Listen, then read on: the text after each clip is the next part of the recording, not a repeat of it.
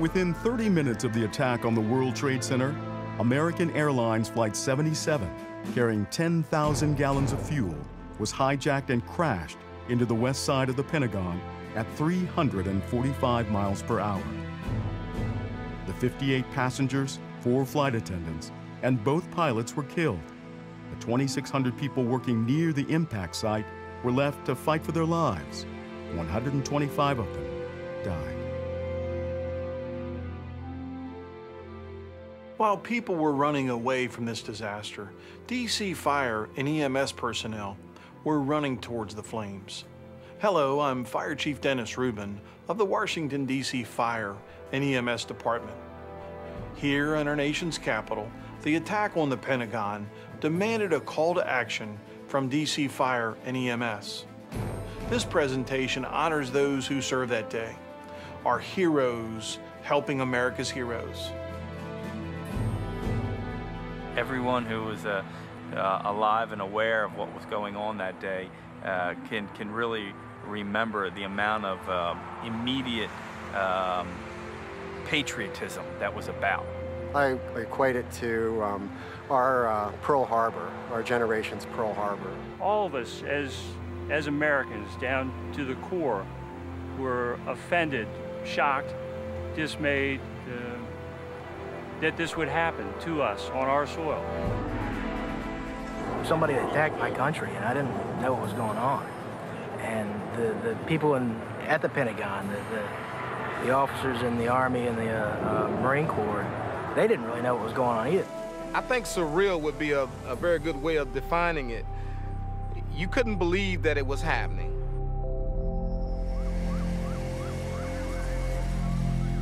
Shortly after the plane crashed into the Pentagon, the Arlington County Fire Department requested mutual aid from the District of Columbia Fire EMS Department. I was the first one back off duty. The instructions that were relayed to me were to staff the rescue squad and respond to the Pentagon for search and rescue operations. When we came across the 14th Street Bridge, it was just a column of smoke in the air. And when we pulled into the parking lot, they say, to see all the people running away from the Pentagon, it was just totally amazing.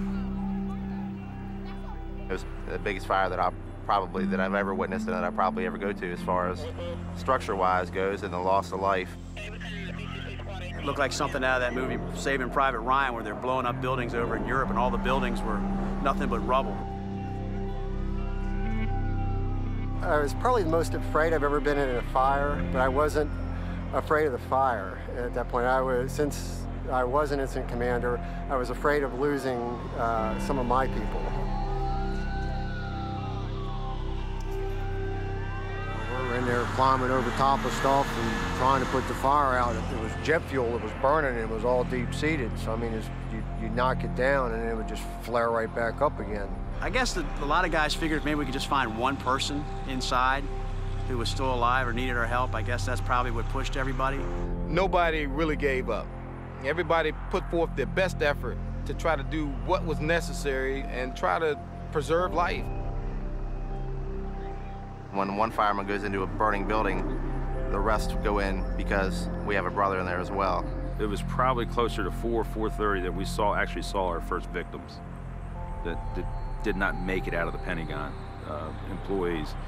And we saw quite a few of them from there, and that'll always stick in my mind.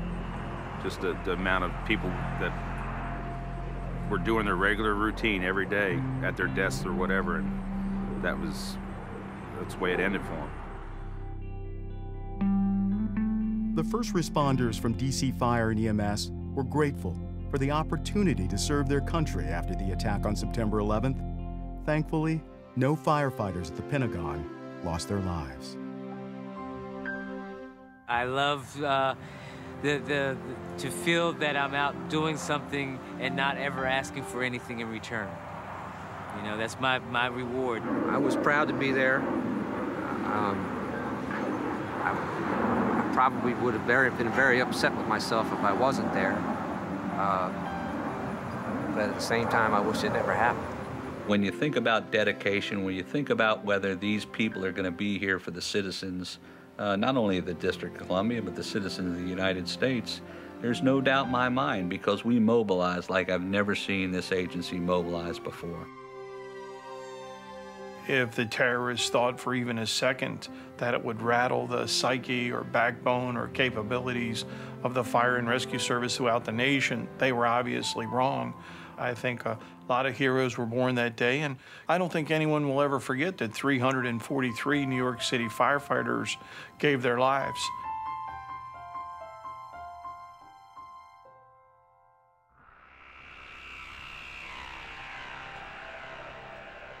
Oh, say, can you see by the dawn's early light what so proudly we hailed at the twilight's last gleaming,